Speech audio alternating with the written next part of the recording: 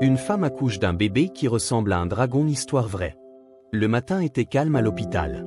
La lumière douce filtrant à travers les rideaux blancs donnait à la pièce une atmosphère paisible, presque irréelle. Pourtant, dans ce cadre tranquille, quelque chose d'inimaginable était sur le point de se produire. Isabelle, une jeune femme de 28 ans, était allongée sur le lit d'accouchement, ses mains serrées autour des draps tandis qu'elle ressentait les premières contractions. Elle avait déjà une petite fille, mais cette fois-ci, l'accouchement semblait différent. Il y avait une sensation de tension dans l'air, une sorte de présage silencieux qui la mettait mal à l'aise, sans qu'elle ne puisse en comprendre la raison. Isabelle, les yeux fermés, respirait profondément, essayant de se concentrer sur la douleur qui envahissait son ventre. Les médecins étaient en train de préparer la salle et de vérifier son état. Elle entendait les murmures autour d'elle, mais elle n'y prêtait pas attention. Elle avait déjà vécu l'expérience de la naissance, mais cette fois, il y avait quelque chose qui semblait hors de l'ordinaire. Le personnel médical, une équipe de 3 personnes, échangeait des regards furtifs, tous semblant agités sans raison apparente. À l'extérieur de la salle, une silhouette familière se tenait à l'entrée, il s'agissait de son mari, David. Il se frotte les mains nerveusement, attendant le moment où il pourrait entrer pour la soutenir. Ils avaient parlé toute la nuit de ce moment, mais aucun d'eux ne se doutait de ce qui allait vraiment arriver. Isabelle, dit la sage-femme d'une voix calme mais sérieuse. Vous êtes sur le point de donner naissance. L'équipe est prête. Tout se passe bien jusqu'ici. Respirez profondément. Isabelle hocha la tête, essayant de faire le vide dans son esprit. Mais une petite voix au fond d'elle lui disait que tout cela était trop calme, trop normal. Il manquait quelque chose.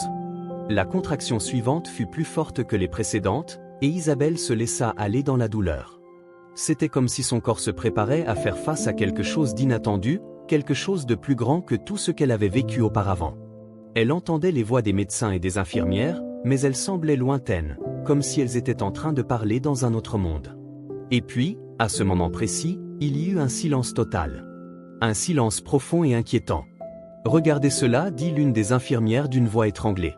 Isabelle ouvrit les yeux brusquement, mais elle ne put distinguer les visages autour d'elle. La douleur dans son ventre se fit plus intense.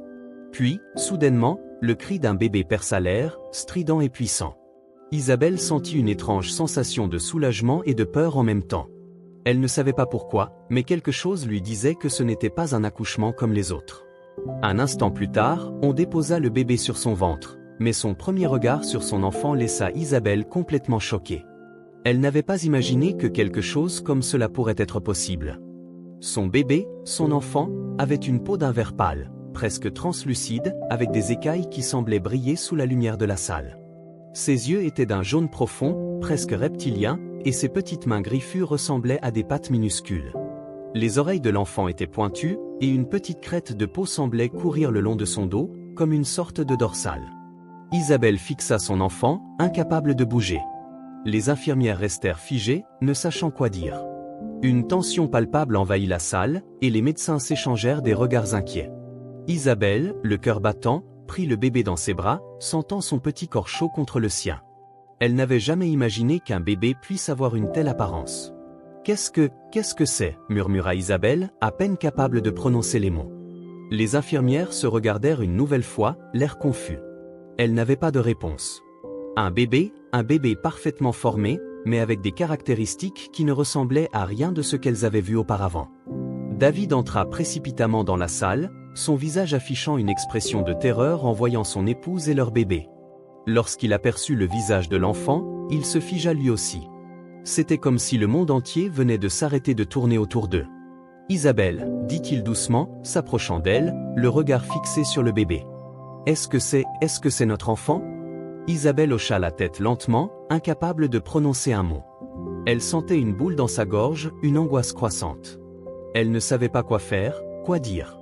L'enfant dans ses bras n'était pas ce qu'elle avait imaginé. Il ressemblait à un dragon miniature, à un être d'un autre monde. Les infirmières échangèrent quelques mots rapides, mais personne n'osa briser le silence lourd de l'incompréhension. Tout le personnel médical était sous le choc, mais ils restaient concentrés sur leurs tâches, cherchant des réponses là où il n'y en avait pas. « Isabelle, dit une infirmière après un long silence, nous devons examiner votre bébé. Nous devons comprendre ce qui se passe. » Isabelle laissa tomber la tête, incapable de croire ce qui venait de se passer. Pourquoi son bébé avait-il cette apparence étrange? Était-ce une malformation génétique? Une condition médicale rare? Les questions se bousculaient dans son esprit, mais aucune réponse n'émergeait. Isabelle serra son bébé contre elle, son cœur battant à tout rompre. Elle sentait une chaleur intense émaner du petit corps, et ses yeux jaunes brillaient dans la lumière de la salle d'accouchement. Mais ce qui la perturbait le plus, c'était cette sensation étrange, comme si son bébé ne lui appartenait pas tout à fait. Elle avait l'impression que quelque chose lui échappait, que tout était irréel. David s'assit à côté d'elle, les yeux fixés sur leur enfant avec une inquiétude croissante. Il avait l'air complètement perdu, mais il essaya de rassurer sa femme d'une voix faible, presque tremblante. « Isabelle, ce n'est pas possible. » « Comment est-ce possible ?» Il tourna la tête vers les médecins qui semblaient eux aussi dans un état de choc. « Je ne sais pas, » répondit Isabelle d'une voix cassée. Elle regarda son bébé, encore incrédule. Les écailles scintillantes, les petites griffes et la crête sur le dos. Tout cela était tellement inhabituel. Mais il était vivant, il était là, et c'était son enfant. La sage-femme s'approcha lentement, son visage fermé mais profondément préoccupé. « Madame, nous devons procéder à quelques examens. Il est possible qu'il y ait une explication médicale pour l'apparence de votre bébé. Cela pourrait être une condition génétique rare, » elle hésita, cherchant ses mots. Mais il est aussi possible que ce soit une anomalie qui échappe à notre compréhension. Isabelle hocha la tête, bien que cela ne fût d'aucune aide. Les mots de la sage-femme résonnaient dans sa tête, mais ils ne faisaient que la laisser plus perdue encore. Comment expliquer une chose aussi étrange? Un bébé qui ressemblait à un dragon, c'était impossible. Pourtant, là il était, dans ses bras, respirant doucement, ses petites mains griffues serrées autour de son doigt.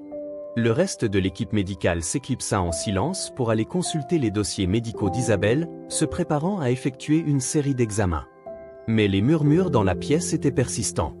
Isabelle sentait que tout le monde dans cette salle avait une question, une interrogation qu'il n'osait pas poser. Un mystère flottait dans l'air, plus lourd que n'importe quelle étiquette médicale. David, inquiet mais toujours aux côtés de sa femme, murmurait doucement. « Est-ce que tu crois que c'est une malformation génétique ?» Isabelle secoua la tête. Elle n'avait pas la réponse, et chaque pensée qu'elle avait la menait dans une direction plus étrange que la précédente. Peut-être que c'était une anomalie, une malchance génétique. Mais une petite voix au fond d'elle-même lui disait que cela allait bien au-delà de ce qu'il pouvait comprendre. Il y avait quelque chose d'étrange, quelque chose de mystique, dans ce bébé. Ce n'était pas juste une simple malformation. Au fur et à mesure que l'équipe médicale procédait aux examens, une question persistait dans l'esprit d'Isabelle. Qu'est-ce qui a causé cette apparition? Ses pensées dérivaient, allant des spéculations les plus terre-à-terre sur des malformations génétiques rares aux théories plus fantastiques, comme si le bébé était une créature d'un autre monde ou une sorte de signe mystique. Mais elle n'avait pas de réponse. Les heures suivantes passèrent dans une confusion totale. Les médecins firent des tests de routine sur le bébé, analyse de sang, échographie, radiographie, mais rien de tout cela n'expliquait l'apparence inhabituelle de l'enfant. Aucune mutation génétique connue ne semblait correspondre à ce qu'ils observaient. Ils consultaient des généticiens, des experts en biologie, mais chaque réponse semblait les éloigner de la vérité. Alors que les tests se poursuivaient, une infirmière entra discrètement dans la chambre. Elle semblait hésitante, mais son visage portait une expression de curiosité et d'étonnement. Elle s'approcha d'Isabelle et de David, qui étaient assis sur le lit, attendant nerveusement des nouvelles. « Madame, monsieur, dit l'infirmière d'une voix calme mais empreinte de sérieux, nous avons pris contact avec d'autres spécialistes, et nous avons aussi consulté un certain nombre de cas historiques. Il semble que le phénomène que nous observons aujourd'hui soit extrêmement rare, et nous ne pouvons pas l'expliquer de manière scientifique. Mais, il existe des récits dans différentes cultures qui parlent de créatures, semblables à ce que vous voyez. » Isabelle la regarda, bouche bée. « Des créatures? Qu'est-ce que vous voulez dire ?» L'infirmière inspira profondément avant de répondre. Dans certains contes et légendes anciennes, il existe des récits sur des créatures qui naissent sous une forme particulière. Des enfants, parfois, qui naissent avec des traits qui les font ressembler à des dragons ou à d'autres créatures mythologiques. Certains croient que ces enfants sont porteurs d'un pouvoir spécial, d'une sagesse ancienne, ou même d'un rôle particulier à jouer dans la société. David secoua la tête, déconcerté. « Vous voulez dire que c'est une sorte de légende? Un mythe? Mais notre enfant est réel. C'est notre bébé. » « Je sais que cela peut paraître étrange, répondit l'infirmière, mais certains croient que les mythes sont fondés sur des faits réels, des événements qui ne peuvent pas être expliqués par la science. » Le regard d'Isabelle se fit plus perçant. Elle s'éloigna légèrement de l'infirmière, son regard se perdant dans le vide. Était-ce vraiment possible? Était-ce une malformation, ou bien quelque chose de plus mystique, quelque chose que la science ne pouvait pas expliquer? Les jours suivants furent marqués par un silence lourd. Isabelle et David, bien que soutenus par leurs proches, se retrouvèrent seuls à affronter un monde qui semblait devenu soudainement plus étrange et plus incompréhensible. L'enfant était stable, en bonne santé, mais la sensation d'inquiétude ne les quittait pas. Chaque regard que les autres jetaient sur leur bébé semblait porter une question qu'ils ne savaient pas comment répondre. Les spéculations dans la ville commencèrent à prendre de l'ampleur. Des rumeurs circulaient selon lesquelles le bébé était une créature divine ou un enfant prophétique. Les gens qui n'avaient pas vu le bébé de près commençaient à imaginer ce qu'il pouvait être, à tordre les faits pour les adapter à leurs propres croyances. Isabelle, elle, se sentait perdue. Elle aimait son bébé plus que tout, mais elle ne pouvait s'empêcher de se demander « Pourquoi ? Pourquoi notre enfant est-il ainsi ?» Elle se rendit sur Internet, cherchant des réponses. En parcourant des forums de discussion, des blogs et des articles, elle tomba sur des témoignages de parents qui avaient vécu des expériences similaires. Certains parlaient de mutations génétiques rares, d'autres évoquaient des phénomènes paranormaux, mais aucun n'offrait une explication solide. Les histoires étaient souvent vagues et fragmentées, mais elles donnaient à Isabelle une étrange sensation de déjà-vu. Il semblait que l'histoire de son bébé n'était pas un cas isolé. Elle ferma les yeux et se laissa submerger par la question. Est-ce que ce bébé est vraiment humain? Ou est-ce qu'il y a quelque chose de plus grand derrière cette naissance?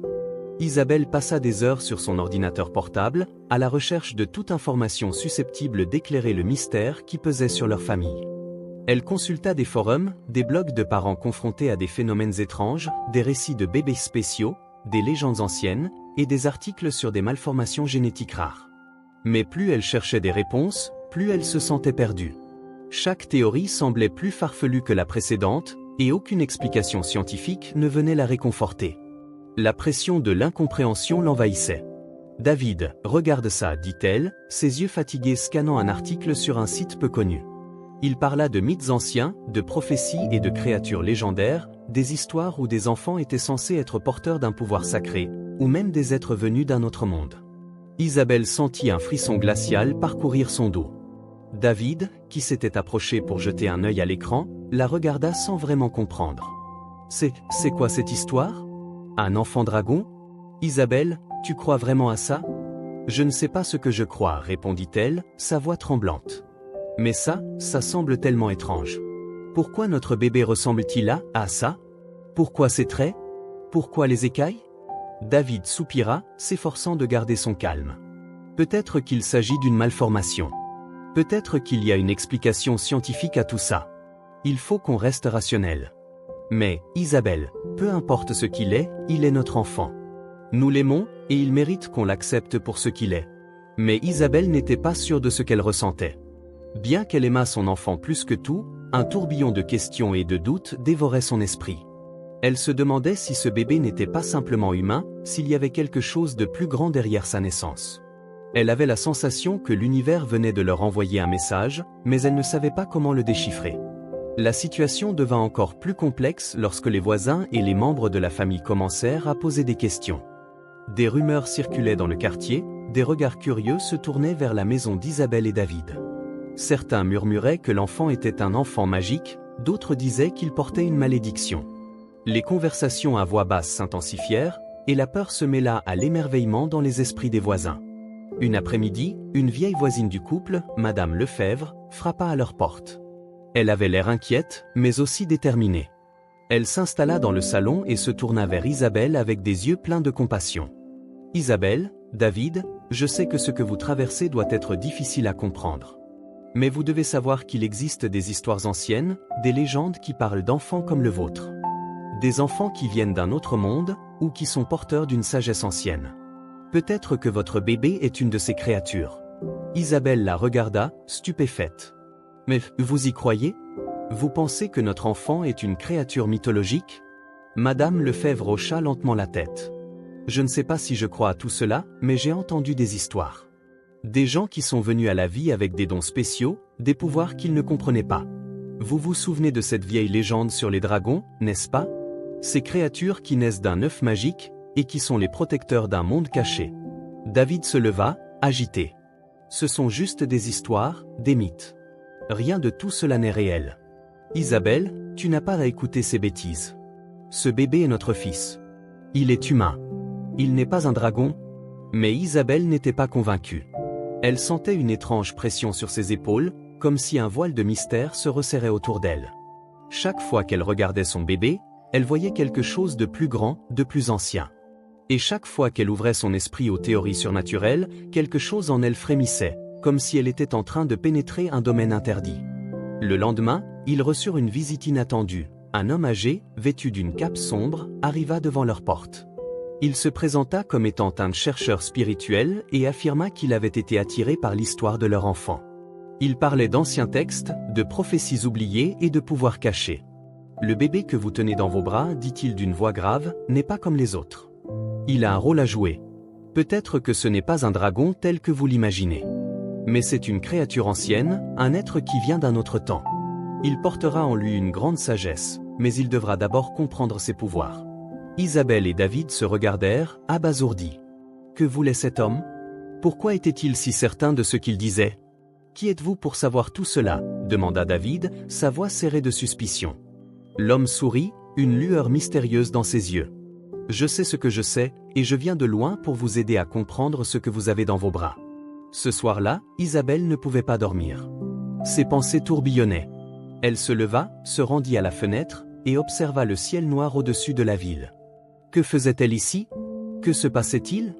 Son bébé était-il une créature mythologique? Était-il lié à une prophétie ancienne qu'elle ne comprenait pas encore? Elle se tourna vers David, qui dormait à ses côtés, et son regard se fixa sur le petit corps endormi de leur fils. Il semblait si innocent, si fragile, et pourtant, Isabelle sentait qu'il portait en lui quelque chose de grand et de mystérieux. Les jours suivants, l'angoisse monta. Isabelle commença à se demander si leur bébé ne détenait pas un secret que personne ne pourrait jamais comprendre. Un secret enfoui sous sa peau d'écaille, derrière ses yeux jaunes perçants, qui finirait par changer le cours de leur vie. Mais quel secret? Et surtout, pourquoi eux? Alors qu'elle réfléchissait à ces questions, elle reçut une lettre.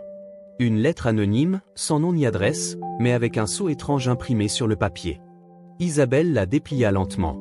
Ce qu'elle lut laissa ses jambes trembler. La lettre faisait mention d'un ancien ordre, d'une lignée secrète d'humains destinés à accueillir des enfants porteurs de pouvoirs mystiques. Elle disait que leur bébé avait un rôle précis à jouer dans l'équilibre du monde, mais qu'il devrait d'abord comprendre et maîtriser ses pouvoirs pour éviter de détruire ce qu'il touchait. Isabelle sentit son souffle se couper. Un ordre secret? Une prophétie? Elle se tourna vers David, son cœur battant. « David, je crois qu'on n'a pas idée de ce dans quoi on est plongé. » Isabelle et David n'arrivèrent pas à dormir cette nuit-là. Après avoir lu la lettre anonyme, ils se tenaient mutuellement dans un silence lourd, ne sachant pas quoi penser de ce qu'ils venaient de découvrir. Les mots de l'homme mystérieux et les récits des anciennes prophéties, tout cela semblait trop grand pour être simplement ignoré. Isabelle se leva en pleine nuit. Elle avait besoin de réfléchir. Elle se dirigea lentement vers la fenêtre et regarda l'obscurité de la nuit. Les étoiles brillaient, comme un témoin muet de leur tourment. Une question la taraudait. Pourquoi eux? Pourquoi leur bébé? Elle pensa à son enfant, endormi dans la chambre voisine. Il avait l'apparence d'un dragon, mais malgré cela, il n'était que son bébé. Il était doux, vulnérable, et elle l'aimait profondément. Mais elle savait aussi qu'il était lié à quelque chose de bien plus grand, quelque chose d'incompréhensible. David entra dans la pièce à ce moment-là, l'air fatigué mais inquiet. Il s'approcha doucement, ne voulant pas briser le silence. « Tu ne peux pas arrêter de penser à ça, n'est-ce pas ?» demanda-t-il doucement. Isabelle hocha la tête. « Je ne sais plus quoi penser, David. Tout semble s'effondrer autour de nous. Ce bébé, il n'est pas comme les autres. Ce qu'on a lu, ce qu'on a vu, les choses que les gens disent. Rien de tout ça ne colle avec ce qu'on connaît. » David s'assit à côté d'elle. « Je sais. Mais même si c'est étrange, même si tout ça nous dépasse, ce bébé est le nôtre. Il a peut-être des traits inhabituels, mais il est humain. Et c'est ça, l'essentiel. » Isabelle se tourna vers lui, les yeux remplis de doute. « Mais si ce n'est pas tout? Et si c'était plus que ça? Si notre enfant avait un rôle à jouer dans quelque chose de plus grand que nous, quelque chose de mystique? » David soupira. « Je comprends tes inquiétudes, mais on ne peut pas se laisser emporter par des rumeurs et des croyances. Il y a toujours une explication logique. Peut-être qu'on ne la connaît pas encore, mais elle viendra. » Isabelle baissa la tête. « Et si la logique n'était pas suffisante cette fois? Et si tout ce qu'on pensait savoir était faux? La discussion se poursuivit tard dans la nuit, mais aucun des deux ne parvint à trouver de réponse satisfaisante. Finalement, ils décidèrent de se rendre à l'hôpital pour rencontrer à nouveau les médecins et obtenir des éclaircissements sur l'état de leur enfant. Mais ce qu'ils découvrirent ce matin-là allait bouleverser leurs convictions une fois de plus. Lorsque l'équipe médicale arriva pour examiner le bébé, il semblait plus inquiet que la veille. Les tests avaient révélé quelque chose de plus étrange encore. Non seulement le bébé avait des caractéristiques physiques inhabituelles, mais ses gènes semblaient correspondre à des anomalies qui n'avaient jamais été documentées auparavant. Les médecins étaient perplexes, se grattant la tête, mais ils ne voulaient pas partager toutes leurs conclusions avec Isabelle et David. Isabelle insista. « Que savez-vous? Qu'est-ce que vous avez découvert ?» Le médecin principal, le docteur Lefebvre, prit une profonde inspiration avant de répondre. « Nous avons trouvé des caractéristiques génétiques qui ne correspondent à aucune base de données scientifique actuelle. C'est comme si cet enfant n'avait pas d'origine connue. Il est unique. Ce n'est pas simplement une malformation ou une anomalie génétique. Il semble différent. » David, qui jusque-là avait essayé de rester calme, perdit patience. « Différent comment? Vous voulez dire que notre enfant n'est même pas humain? Que vous ne savez pas ce que vous avez en face de vous? » Le docteur Lefebvre secoua lentement la tête. « Non, je ne dirais pas ça. Mais il y a des éléments que nous ne comprenons pas. Et cela dépasse le cadre de la biologie moderne. Je vous conseille de consulter un spécialiste dans un autre domaine. » Cette révélation fit l'effet d'une bombe. Isabelle et David se regardèrent, abasourdis. Ils étaient piégés dans une situation qui n'avait aucune explication rationnelle. Les médecins semblaient impuissants, et plus personne n'osait donner des réponses claires. Mais les spéculations se multipliaient. Leur enfant était-il vraiment ce qu'ils pensaient? Alors que l'angoisse montait en eux, une autre personne fit son apparition à l'hôpital. Il s'agissait de l'homme mystérieux qui les avait visités la veille, l'homme en cape sombre. Il se présenta comme étant un ancien chercheur spirituel, un veilleur comme il se qualifiait. Il affirmait connaître l'histoire de leur bébé, et il prétendait détenir les clés pour comprendre ce qu'il représentait. « Votre enfant n'est pas comme les autres, dit-il, ses yeux noirs brillant de certitude. Il n'est pas un simple humain. Il a un pouvoir ancien en lui. Ce pouvoir est en sommeil pour l'instant, mais il se réveillera, et avec lui viendra un grand changement. » Isabelle, ne sachant que penser, demanda « Mais pourquoi notre enfant? Pourquoi lui ?» L'homme sourit tristement. « Parce que vous, Isabelle et David, êtes les porteurs d'une lignée ancienne. Vous êtes liés à une prophétie qui remonte à des milliers d'années. Votre enfant est celui qui accomplira ce qui a été annoncé depuis longtemps. » David, toujours sceptique, haussait les sourcils. « Une prophétie? Cela semble ridicule. » Mais l'homme le fixa d'un regard perçant. « Vous croyez ce que vous voulez, mais votre fils n'est pas simplement le vôtre. Il est le dernier d'une lignée perdue, et il détient le pouvoir de changer le monde ou de le détruire. Tout dépendra de la manière dont il comprendra ses dons. » La tension monta encore d'un cran. Isabelle avait l'impression que sa vie venait de basculer dans un univers qu'elle n'avait jamais imaginé. Elle avait l'intuition que tout ce qu'on lui avait dit jusqu'à présent n'était qu'une petite partie d'un puzzle gigantesque, dont les pièces échappaient à sa compréhension. Les jours suivants, Isabelle et David décidèrent de se rendre dans une ville ancienne, réputée pour abriter des archives secrètes. Peut-être y trouveraient-ils des réponses, des indices sur l'histoire de leur enfant et de la prophétie qui semblait se dessiner autour de lui. Mais ce voyage allait marquer un tournant décisif. Ce qu'ils allaient découvrir changerait à jamais leur perception de la réalité et de leur propre existence. Le lendemain matin, Isabelle et David prenaient la route, leurs esprits toujours noyés dans l'incertitude. Ils se dirigeaient vers une petite ville située à quelques heures de chez eux. Une ville que l'homme mystérieux leur avait recommandée, une ville dont l'histoire était liée à des légendes anciennes. Selon lui, dans cette ville se trouvait une bibliothèque oubliée, pleine de textes anciens qui pourraient les aider à comprendre le rôle de leur enfant. Sur le trajet, Isabelle et David échangèrent peu de mots. Le silence était lourd, saturé de pensées inarticulées. Isabelle regardait par la fenêtre, les arbres défilant dans un flou, son esprit toujours en proie aux mêmes questions. Pourquoi leur enfant était-il si spécial? Qu'est-ce que cette prophétie signifiait réellement pour eux? Et que se passerait-il lorsque les pouvoirs de leur fils se manifesteraient pleinement? La ville, une petite localité historique nichée entre des montagnes, semblait presque figée dans le temps. En arrivant, ils se rendirent immédiatement à la bibliothèque, un bâtiment en pierre vieille de plusieurs siècles, avec des fenêtres étroites et des murs épais. Le lieu semblait presque abandonné, mais une atmosphère étrange, comme si le temps lui-même était suspendu, les enveloppait. À l'intérieur, les étagères étaient couvertes de poussière, mais les livres étaient étonnamment bien préservés. Isabelle et David se dirigèrent vers la section des archives anciennes. Ils cherchaient tout ce qui pourrait être lié à des légendes, des prophéties, ou à des êtres comme leur enfant. Après quelques heures de recherche, Isabelle trouva enfin un vieux grimoire relié en cuir, dont les pages étaient jaunies par le temps. En l'ouvrant délicatement, elle tomba sur un chapitre qui parlait d'un enfant des cieux, une créature censée naître sous des signes très particuliers. Ce chapitre relatait l'histoire d'un enfant capable de relier le monde humain aux mondes invisibles. Un être destiné à guider l'humanité vers une nouvelle ère de compréhension spirituelle, ou à détruire tout sur son passage si son pouvoir était mal maîtrisé. « David, viens voir ça », murmura Isabelle, le cœur battant. David s'approcha et lut par-dessus son épaule, ses yeux scrutant les mots écrits il y a des siècles. « Ça parle de notre enfant, Isabelle. Comment est-ce possible ?» Le texte expliquait que ces enfants, porteurs de pouvoirs surnaturels, étaient rares, et que leur naissance était toujours précédée de phénomènes étranges. Ils étaient les héritiers d'une ancienne lignée, un groupe d'êtres humains ayant un lien spirituel direct avec des entités célestes. Ces enfants étaient censés marquer un tournant dans l'histoire de l'humanité, mais leur arrivée était souvent perçue comme une menace par ceux qui ne comprenaient pas leur pouvoir. « Il est écrit que ces enfants doivent être protégés à tout prix », murmura Isabelle. « Sinon, s'ils sont mal compris ou maltraités, leur pouvoir peut être catastrophique. » David serra les poings. Mais pourquoi est-ce que personne ne nous en a jamais parlé? Pourquoi n'avons-nous jamais entendu parler de tout cela? Parce qu'on nous a toujours caché la vérité, répondit Isabelle. Peut-être parce que ce secret est trop dangereux, ou trop puissant. À cet instant, un bruit sourd se fit entendre dans la bibliothèque, comme si quelque chose avait bougé dans l'ombre. Isabelle se leva brusquement, inquiète, mais ne vit rien. Un frisson parcourut son échine.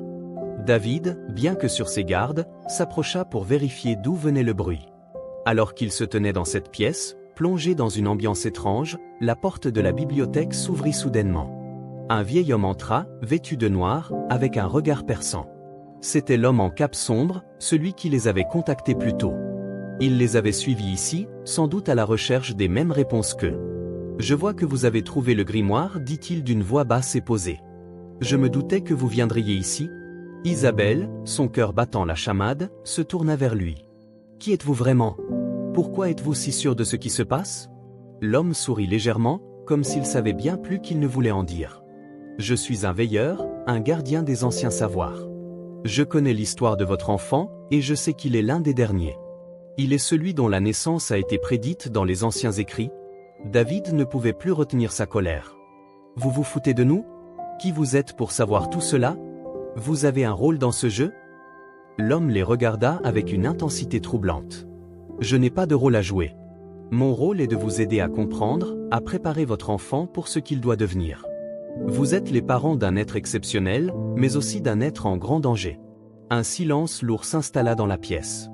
Isabelle et David se regardèrent, leurs mains se frôlant légèrement. Ils savaient que l'homme disait la vérité, mais c'était une vérité qu'ils n'étaient pas prêts à entendre. « Nous devons le protéger, poursuivit l'homme. Le pouvoir de votre enfant est plus vaste que vous ne pouvez l'imaginer. Il peut changer l'équilibre du monde. Il doit apprendre à maîtriser ses capacités avant qu'il ne soit trop tard. » David secoua la tête, tentant de faire sens de ce qu'il entendait. « Mais comment? Nous ne savons même pas ce qu'il est vraiment. » Le vieil homme se leva et s'approcha d'Isabelle et David. « Vous devrez voyager, rencontrer d'autres sages, d'autres veilleurs. Vous devrez comprendre les origines de votre enfant. Mais sachez que le chemin est dangereux. Des forces obscures chercheront à l'empêcher de réaliser son destin. »« Mais pourquoi maintenant? Pourquoi tout cela ?» demanda Isabelle, sa voix tremblante. « Parce que l'heure est venue, répondit-il simplement. Le monde a besoin de lui. Et le monde a besoin de vous ?» Le couple se retrouva une fois de plus sur la route, cette fois avec un sentiment de responsabilité qui pesait lourdement sur leurs épaules. Ils savaient que leur vie venait de basculer. Leur enfant n'était pas simplement un bébé. Il était une clé, un être aux pouvoirs inconnus, et peut-être même un messager d'un autre monde. Les jours qui suivirent furent remplis de rencontres avec des experts, des mystiques, des chercheurs spirituels. Chaque conversation apportait une nouvelle pièce au puzzle. Leur découverte était à la fois fascinante et terrifiante.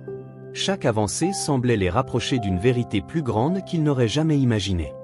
Mais alors que leur quête les menait vers des révélations toujours plus profondes, des forces invisibles semblaient se mettre en mouvement. Des ombres observaient leur progrès, des dangers se cachaient à chaque coin de rue, prêts à tout pour empêcher l'enfant de réaliser son destin.